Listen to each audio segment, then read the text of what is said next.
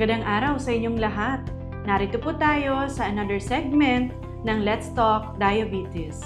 At ngayon, ang topic po natin ay tungkol sa pangangalaga ng ating mga paa. Ako po si Diane Joffrey de Guzman, ang inyo pong trained diabetes nurse educator na maghahandog sa inyo ng kaalaman tungkol sa pangangalaga ng mga paa. It's time to listen.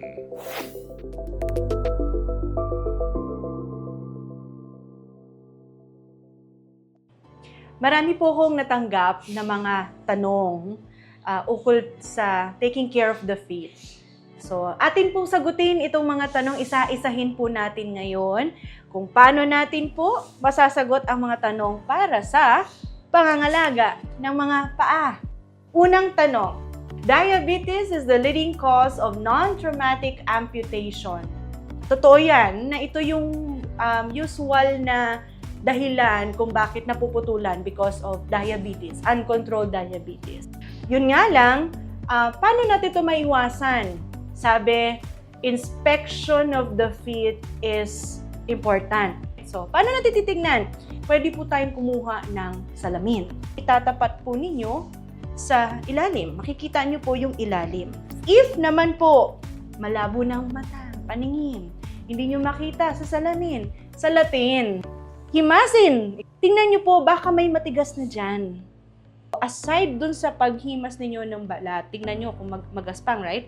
Tingnan din nyo po yung pagitan ng mga daliri ng paa. Dapat po kasi yan tuyo, dry, hindi nagsusugat, hindi mamasa-masa na parang nagbabalat, okay? Hindi yung parang may paghagod nyo ng ganito, hinagod nyo ng ganyan, merong parang libag. Naku po, panahon na para hugasan nyo yan pagka tinouch ninyo, tapos may nakuha kayong mga libag-libag, no? Tapos, dapat po yan laging tuyo or dry.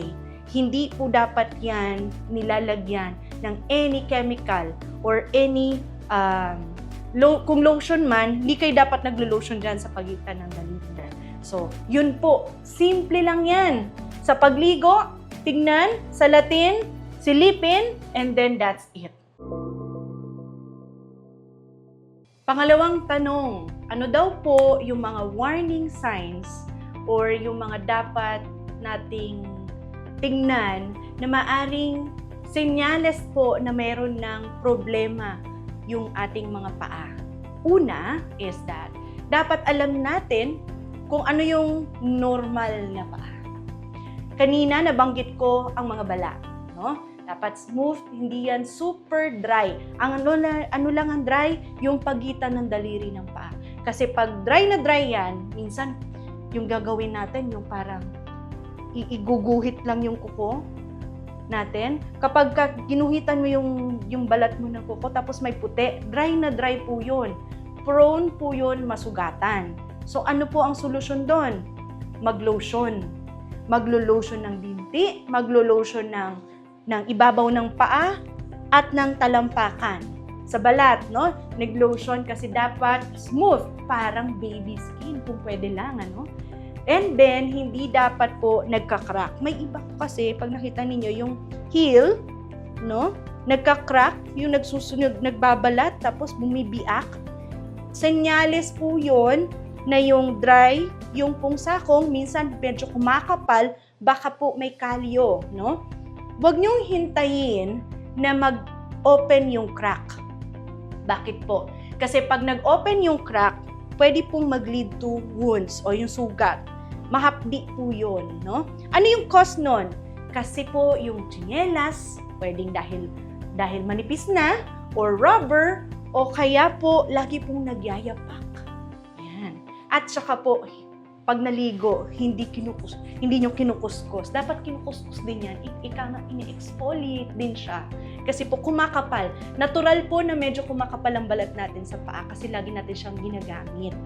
Pero kung masyadong makapal at nagka-crack na yan, hindi po siya nakakatulong sa ating mga paa. Pwede pong mag-lead to wounds. Ano pa ang titignan, no? Tignan nyo rin po kung meron pong parang masasalat kayo na parang bukol sa gilid. Dito, minsan dito, o kaya here, no? Senyales po yan na maaaring ang sapatos ninyo ay masyadong masikip, yung mga pointed shoes, no? Hindi dapat siya masyadong masikip. Dapat nakakagalaw po itong mga daliri ng mga paa sa loob ng sapatos. Tapos, syempre hindi dapat nagkakapaltos, blister.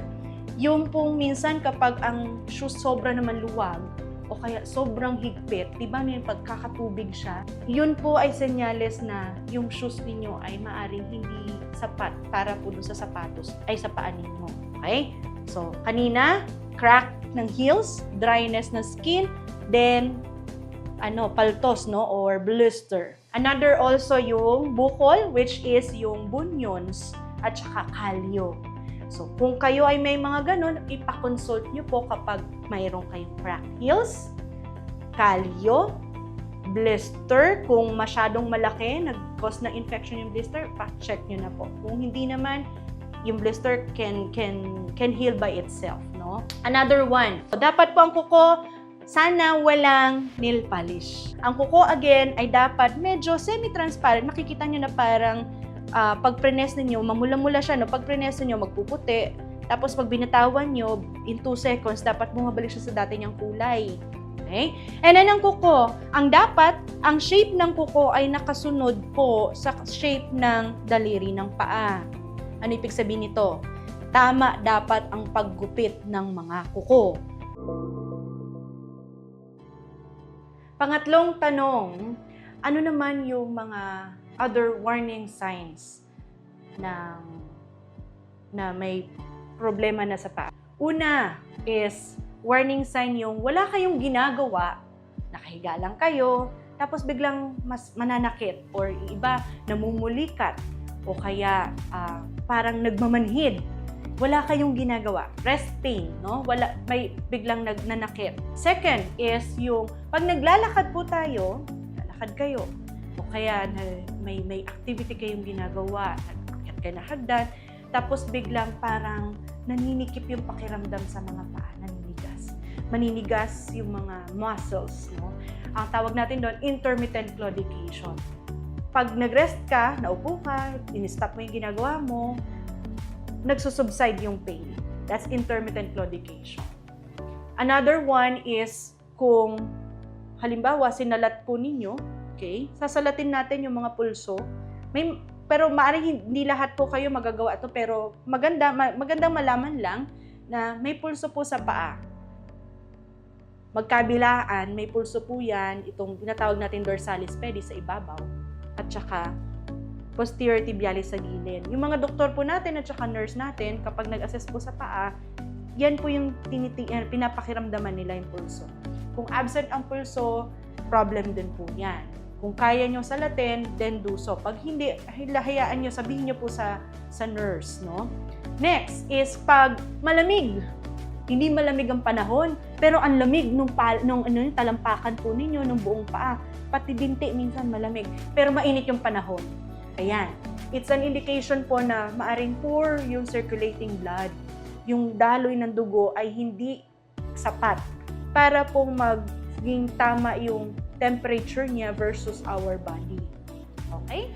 Ang kalyo, lalo na pag makapal na, pakonsulta nyo yan, kailangan po yan i-debride. Kasi pag hindi po, maglilid po yan sa subcutaneous hemorrhage o sugat. Tapos ano pa? Halimbawa, accidentally, nabanlian ng tubig o tumapak kayo sa sobrang init, hindi nyo naramdaman, tapos nakita nyo na lang may sugat, pa-check nyo na po yan. Kasi maaaring hindi nyo naramdaman kasi baka may nerve problem. Punta naman po tayo sa next na question.